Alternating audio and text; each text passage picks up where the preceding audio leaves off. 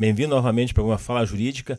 Hoje nós estamos fazendo um programa voltado para a jurídica na sua essência, uma área jurídica para aqueles que querem conhecer direito, principalmente a área de advocacia criminal e principalmente o que a natureza do programa exige é o conhecimento do júri, onde se expõe as defesas, onde se expõe aqueles que acusam e aqueles que julgam. Hoje é um personagem singular da nossa cultura jurídica, um exponencial fantástico da tribuna do júri, um homem que tem milhares de tribunas feitas. Para aqueles que fazem júri, para aqueles que são estudantes de direito, é sem dúvida alguma um mito daqueles que atuam na área defensiva dos homicídios.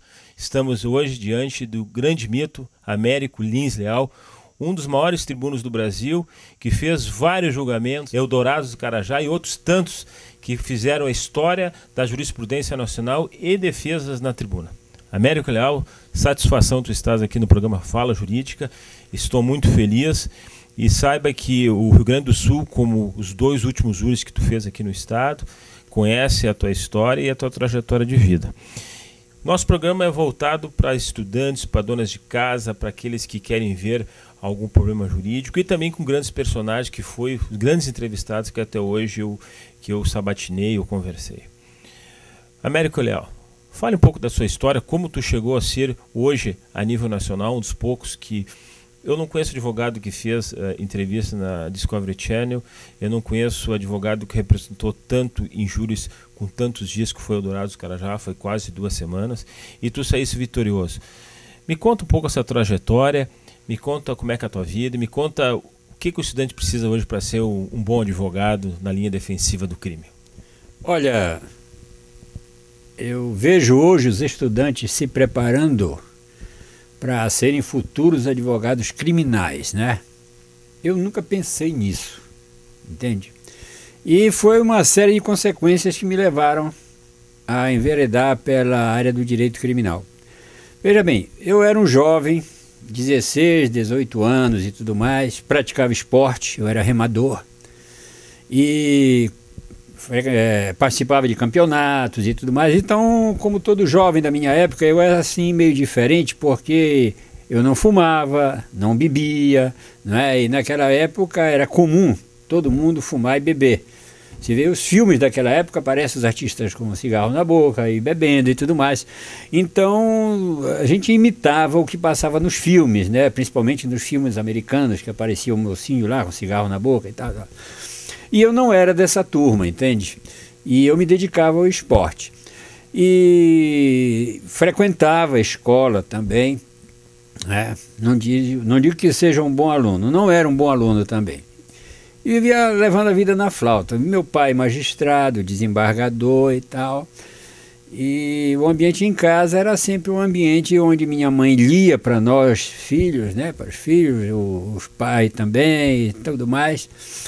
E eles sempre foram caxias naquilo que eles achavam o melhor da língua portuguesa. Por exemplo, esses erros comuns que se cometem hoje de dizer para mim fazer, logo, se eu falasse isso em casa, a velha ou o velho estivesse por perto, eles já caíam, puxavam minha orelha. Não é para mim fazer, para eu fazer. Outro erro comum também, o pessoal foram, opa, não é por aí. Conjugar esses verbos compostos, por exemplo... não sei te dizer assim de plano agora, mas o verbo, para mim, para convier, o verbo que a gente conjuga assim normalmente.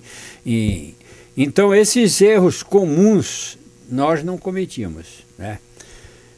Então, não era difícil para nós falarmos em público, porque ali em casa, né, existia uma preparação. Existia uma preparação quanto à língua portuguesa. Doutor Américo, eu tenho história sobre a FIA que eu li, de que o seu pai foi magistrado e o seu avô também foi magistrado. Meu pai magistrado e meu avô fez magistrado. História também, inclusive, se não me falha a memória, no Pará existe comarcas e fóruns com o nome do seu avô e seu pai. Ou seja, o senhor já vem de uma linhagem jurídica. A comarca de Monte Alegre tem o nome do meu avô materno.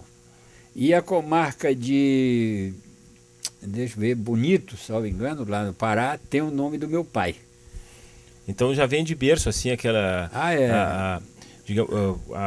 A diretriz de ver o certo e errado, a justiça, isso já vem, tu já conviveste com as conversas jurídicas, né, já eram comuns dentro da minha família, mesmo porque também naquela época a telefonia muito dificultosa, os amigos do meu pai, desembargadores, procuradores, visitavam-no em casa, e aí então a gente sempre estava guri por ali, tudo mais, e participava e via aquelas terminologias também. Nós estávamos com o ouvido acostumado a isso. Doutor Américo, e quando é que fosse estudante, quando é que deu se despertar para o mundo jurídico fora casa? Que geralmente quando se tem um pai que é médico, um pai que é veterinário, um pai que é juiz, a gente meio que procura afastar das profissões. O que te deu que esse impulso assim de... Olha, vê bem, eu decidi por fazer o curso de Direito, mas nunca imaginei em ser um advogado criminal.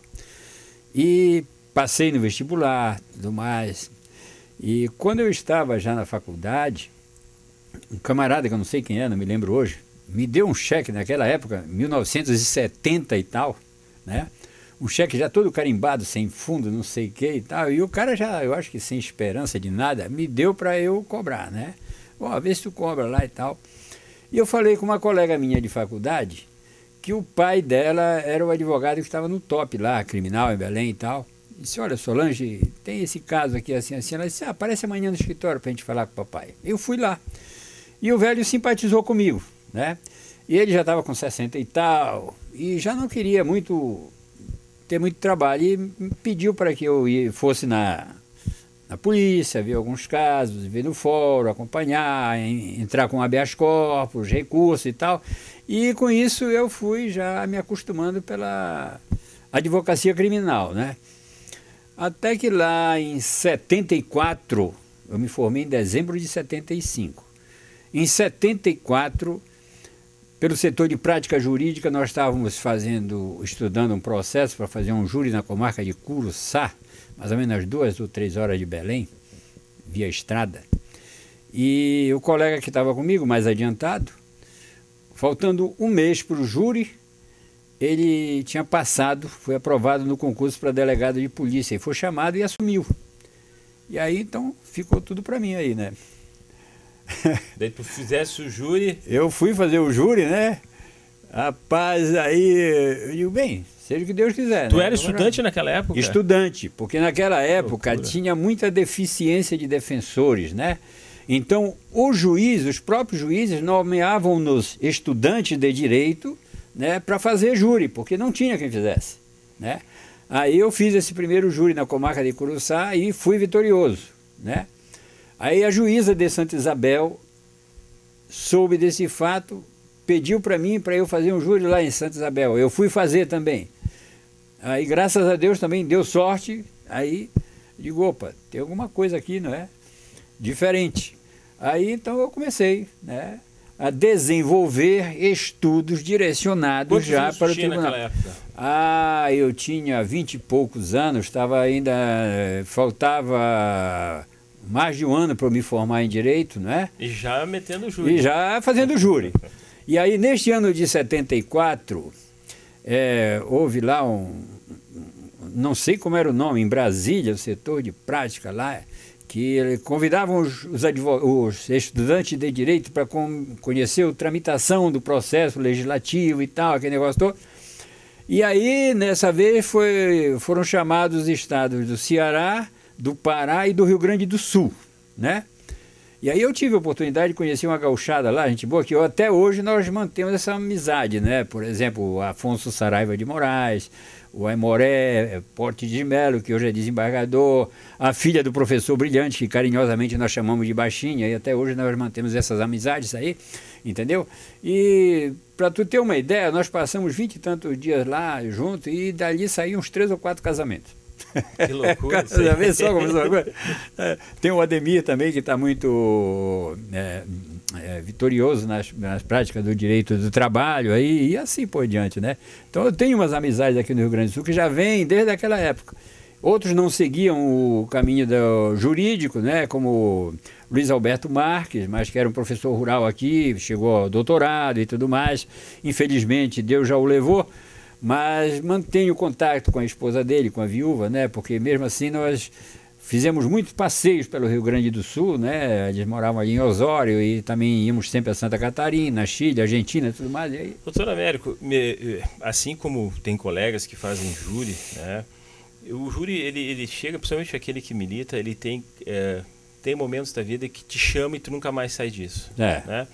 Pelo que tu disse agora, esse momento crucial de que o teu colega saiu da banca e tu com 22 assumiu, foi o primeiro passo para tu ter posso dizer, uma independência intelectiva do júri e uma preparação, um processo de preparação. Pois bem, dos 22 anos para cá, a preparação intelectiva, qual foi? Porque eu sei que a tua experiência é fantástica, mas qual é a preparação que tu teve assim para avançar no júri? Olha, porque os tempos eram outros naquela época. Os tempos eram outros, né? E também, veja bem, o Ministério Público naquela época, existia a figura do advogado de ofício. Então, um membro do Ministério Público era também nomeado advogado de ofício e fazia júri na qualidade de defensor. Então, tem lá a Estrada de Ferro de Bragança, que tinha 200, não sei quantos quilômetros, e esses caras saíam, 2 membros do Ministério Público, 2 promotores de justiça juntos. Um dia chegava numa comarca, um dia fazia um na defesa, outro na acusação, aí na outra cidade já era um na acusação, outro na defesa, e trocando assim e tal, e levavam assim 15, 20, 30 dias fazendo júri. Eu acho que devia ser uma coisa maravilhosa, né, para quem gosta de fazer júri, né, isso aí, um dia eles estavam na acusação, outro na defesa, que os juízes já colocavam as pautas, né, de conformidade com a desenvoltura do trabalho deles. E aí ia muito bem lá. E eu me dei bem aí, tranquilamente, assim, para mim nunca o júri, eu subo na tribuna do tribunal do júri da mesma forma que eu tomo um copo d'água, tranquilamente. Não tem aquele que se chama estado do júri, que às vezes a gente vê os colegas... Não, infelizmente, eu gostaria até de ter uma sensação dessa, né? Mas veja bem, eu parto do princípio, é necessário você ler no processo certas partes, como, por exemplo, laudos periciais, muito importante, porque científico, então, não se discute, ciência não se discute. Agora, o jurado vai decidir por aquilo que aquele filme que vai passar na frente dele ali, as testemunhas de acusação, de defesa, o acusado e tudo mais, ele vai tirar suas conclusões. Então, por isso que eu digo que o advogado do tribunal do júri não tem tão somente que se ater, né, aquilo que as testemunhas dizem. Ele também tem que interpretar o laudo e depois espremer a massa cinzenta dele, né? E dar várias ou diversas interpretações para certos fatos e deixar a conclusão do conselho de sentença. E fazer com que, claro, a sua tese seja vencedora. Uhum. E aí que entra o papel do advogado. Entra o papel do advogado. Quando eu estava em Belém do Pará, eu discutia, até conversa bastidores, de que existem 2 Brasis, né? E realmente eu tenho visto isso. Quando eu conheci o Norte, eu vi que existem 2 Brasil. Os 2 não são o mesmo, ou um é Brasil, outro não é.